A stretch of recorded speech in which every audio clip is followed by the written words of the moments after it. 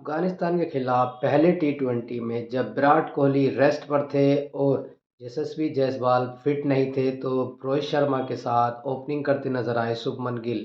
लेकिन जब दूसरे मैच में विराट कोहली अवेलेबल हैं और आ जाएंगे और यशस्वी जायसवाल भी लगभग पूरी तरीके से फिट हो जाएंगे तो कप्तान रोहित शर्मा के साथ ओपनिंग करते हुए नज़र कौन आएगा, ये सवाल सबके जहन में है। और उठना भी चाहिए क्योंकि वर्ल्ड कप कॉन्टेक्स्ट के हिसाब से अगर टीम मैनेजमेंट के माने तो टीम मैनेजमेंट चाहता है कि कप्तान रोहित शर्मा के साथ विराट कोहली ओपनिंग करें, क्योंकि विराट कोहली एक कंसिस्टेंट प्लेयर हैं और उनका टी20 में 50 से ऊपर का एवरेज है और स्ट्राइक रेट भी लगभग उनका 130 से 140 के बीच में, जो जब आप इतने रन बनाते हो तो 130 140 का स्ट्राइक रेट अच्छा माना जाता है।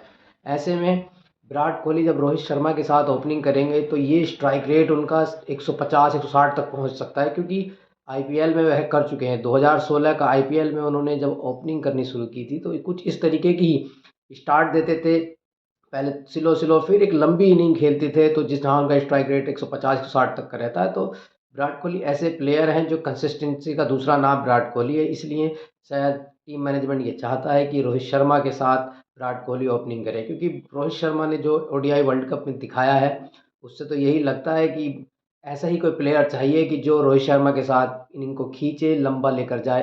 तो इसलिए शायद टीम मैनेजमेंट चाहता है कि विराट कोहली और रोहित शर्मा ओपनिंग करें। लेकिन बात कर लेते हैं अफगानिस्तान मैच की, तो इसमें यशस्वी जायसवाल पूरी तरीके से फिट नहीं थे जिस वजह से शुभमन गिल को मौका मिला। शुभमन गिल को मौके बहुत मिले जा रहे हैं लेकिन 2023 से कोई उनकी अच्छे पारी देखने को नहीं मिली है। धीरे धीरे उनका स्ट्राइक रेट भी गिरता जा रहा है तो शुभमन गिल भी बहुत ज़्यादा प्रेशर में है, क्योंकि प्रेशर का साफ अनुमान तो ये लगाया कि उन्होंने कप्तान रोहित शर्मा को रन आउट करा दिया था और उन्हें लगा कि फिर बहुत गलत हुआ। लेकिन रोहित शर्मा ऐसे खिलाड़ी हैं कि जिन्होंने कहा कि कोई नहीं, ऐसा मैच में होता रहता है और अगर मेरी टीम जीत रही है तो मुझे कोई दिक्कत नहीं, अगर कोई दिक्कत नहीं। और मैं चाहता था कि शुभमन गिल एक अच्छी पारी खेलें, हालांकि उन्हें छोटी इनिंग गई, लेकिन रोहित शर्मा ऐसे खिलाड़ी है जो मन में कुछ नहीं रखते, सीधे सीधे बोल देते और उनके दिमाग में कुछ ऐसा नहीं चलता।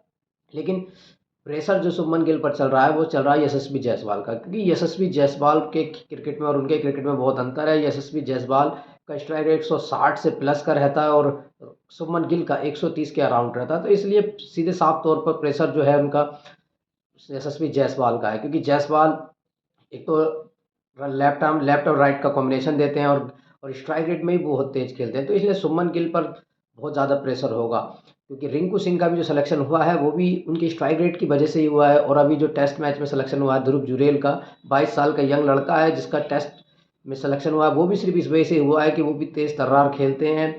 क्योंकि भारतीय टीम में जब से ऋषभ पंत चोटिल हुए तो कोई ऐसा विकेट कीपर बल्लेबाज नहीं मिल रहा है कि जो आए स्ट्राइक रेट से रन बनाए और अच्छी पारियाँ खेले। तो इसलिए शायद ध्रुव जुरेल का भी सिलेक्शन हुआ है। तो ये साफ साफ प्रेशर झलक रहा है शुभमन गिल पर।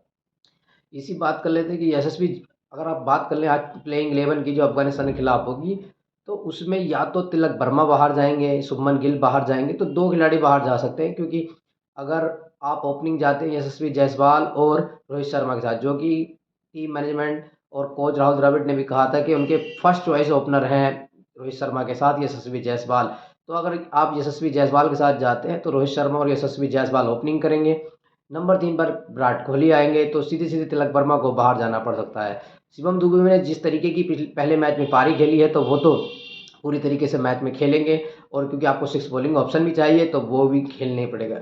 और विकेट कीपर जितेश शर्मा तो खैर रहेंगे, क्योंकि संजू सैमसन की वापसी मुश्किल लग रही है, क्योंकि जितेश शर्मा ने जिस तरीके का स्ट्राइक रोटेट किया और स्ट्राइक रेट से बल्लेबाजी की तो संजू सैमसन का खेलना मुश्किल लग रहा है। और 6 नंबर पर आते हैं फिनिशर रिंकू सिंह, तो रिंकू सिंह भी खेलेंगे। और गेंदबाजी में पहले टी20 में 3 स्पिनर के साथ उतरी थी भारतीय टीम, देखते हैं अगले मैच में क्या हो सकता है, एक आध स्पिन डिपार्टमेंट चेंज करें।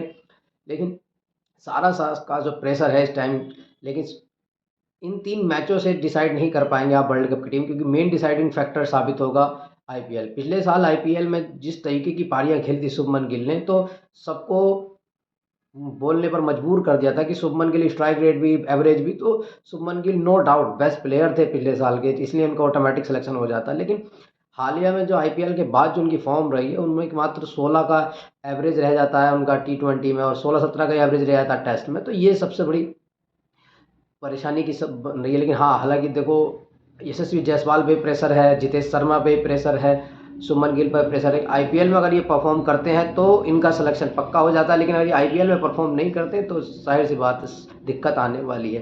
क्योंकि कुछ भी हो, अब रोहित शर्मा कप्तान है तो रोहित शर्मा, विराट कोहली ये तो जाने वाले ही हैं T20 वर्ल्ड कप के लिए। तो आपको सिर्फ ये डिसाइड करना है कि अगर ओपनिंग करते हैं रोहित शर्मा और विराट कोहली तो नंबर 3 पर आप सूर्य कुमार यादव को खिला सकते हैं, 4 पर आप कोई विकेट कीपर बैट्समैन ले सकते हैं, 5 पर आप रिंकू सिंह को, क्योंकि रिंकू सिंह और जायसवाल में ही थोड़ा सा दारोमदार रहेगा कि किसको लिया जाए। अगर जायसवाल ज़्यादा अच्छा खेलते हैं ऊपर तो हो सकता है रिंकू सिंह को बाहर जाना पड़े, और अगर रिंकू सिंह फिनिशिंग रोल अच्छा निभाते हैं तो जायसवाल को बाहर जाना पड़ सकता है। तो ये सवालिया निशान तो उठने ही है, क्योंकि टीम मैनेजमेंट की माने, क्योंकि इतने खिलाड़ी हैं कि समझ नहीं आ रहा है कि किसको खिलाना है किसको नहीं। लेकिन अगर एक्सपीरियंस की माने, वर्ल्ड कप एक बड़ा प्लेटफॉर्म है कि जो पाकिस्तान के खिलाफ विराट कोहली ने दिखाया था कि बड़ा खिलाड़ी में और एक्सपीरियंस खिलाड़ी में क्या फ़र्क होता है, तो उन्होंने दिखाया था। इसी वजह से शायद रोहित शर्मा, विराट कोहली तो जाने वाले ही हैं लगभग वर्ल्ड कप में। कोई कोई कुछ ऐसा गलत सा ना हो जाए, इसलिए शायद मुश्किल है, वरना तो 99% तो विराट कोहली और रोहित शर्मा जाने ही हैं। क्योंकि जो हालिया फॉर्म है दोनों खिलाड़ियों की, उसे देखते हुए वो आईपीएल में भी अच्छा ही करने वाले हैं। जब आईपीएल में अच्छा करेंगे तो जाहिर सी बात है कि दोनों का ऑटोमेटिक सिलेक्शन होना ही है। तो अगर वर्ल्ड कप की प्लेइंग 11 में तो बहुत कन्फ्यूज़न रहने वाली है, क्योंकि आप रोहित शर्मा और विराट कोहली से ओपनिंग कराते हैं तो जायसवाल और शुभमन गिल सीधे सीधे बाहर जाने वाले हैं।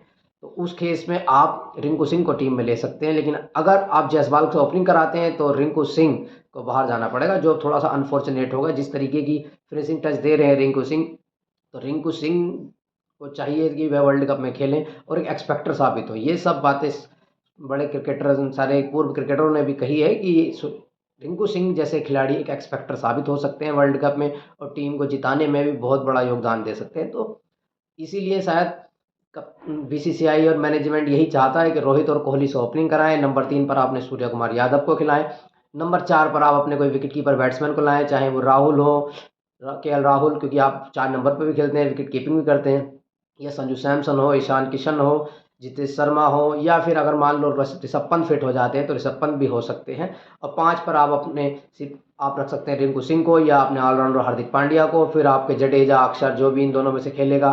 फिर आपके गेंदबाज आ जाते हैं जसप्रीत बुमराह, मोहम्मद शमी, सिराज, या फिर अर्शदीप सिंह, इनमें से कोई हो सकता है। तो इस तरीके की प्लेइंग 11 बन सकती है। लेकिन सवाल सबसे ज़्यादा जो उठे हैं, सबसे ज़्यादा प्रेशर जो है वो यशस्वी जायसवाल, रिंकू सिंह, शुभमन गिल पर है। शुभमन गिल की हालिया फॉर्म को सुधारने के लिए उन्हें आईपीएल में बहुत अच्छा करना पड़ेगा, जिनसे उनका ऑटोमेटिक सिलेक्शन हो जाए।